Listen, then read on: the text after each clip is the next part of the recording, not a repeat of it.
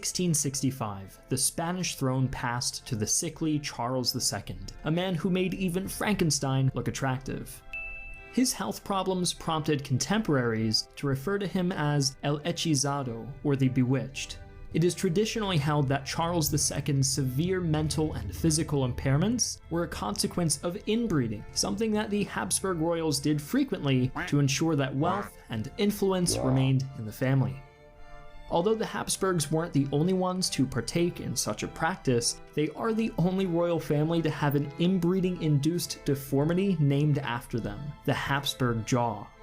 One of the Habsburgs' infamous disabilities was infertility, and consequently, when the Spanish King Charles II died at the age of 38, he still lacked an heir.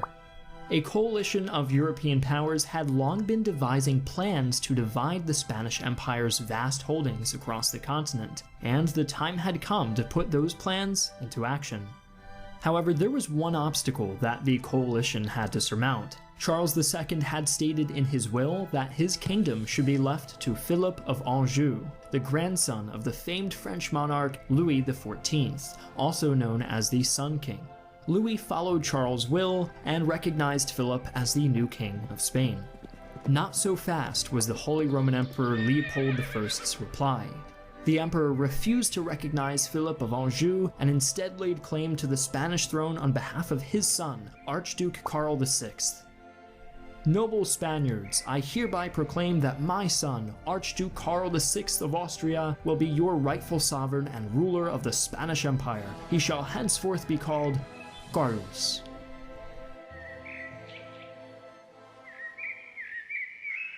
Okay. The Spanish people were not fans of this new Austrian pretender, and a momentous clash was brewing. On one side stood France and Spain, aided by Portugal, Hungary, Savoy, and a handful of German principalities, and on the other stood the Grand Alliance, comprised of England, Scotland, the Dutch Republic, Austria, Prussia, and Hanover. It wasn't long before the two alliances prepared for war. From the onset of the War of the Spanish Succession, coalition forces were on the offensive. In 1703, a decisive naval victory at Vigo Bay was won, which prompted Portugal to flip sides that same year, opening a new front in Iberia. Around the same time, Savoy also flipped sides, further pressuring French and Spanish holdings in Italy. Between 1704 and 1708, this trend of aggression continued, as the alliance won victory after victory in Central Europe. The military prowess of John Churchill, whose victory at Blenheim forced Bavaria out of the war, and Prince Eugene of Savoy allowed coalition forces to fully contain France. These victories even included two brief occupations of Madrid and successful occupations of Barcelona and Valencia.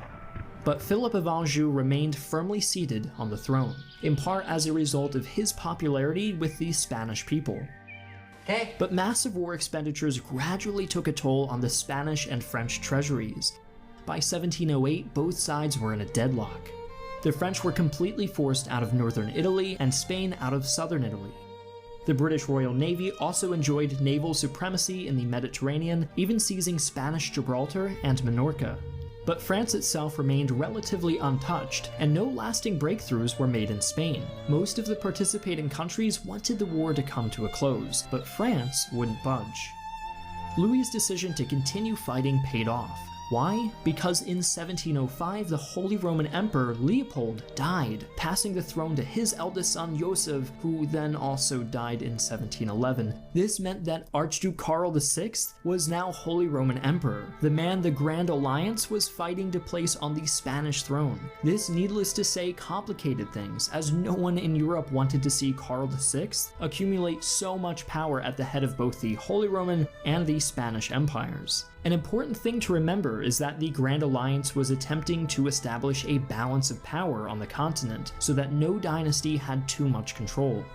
However, with no figurehead to rally behind, the Grand Alliance soon collapsed, allowing the French to negotiate for more favorable terms, but they still needed to make concessions. Philip of Anjou remained on the Spanish throne, but several measures were taken to limit French power, including the transfer of territories and trade privileges to the Allies.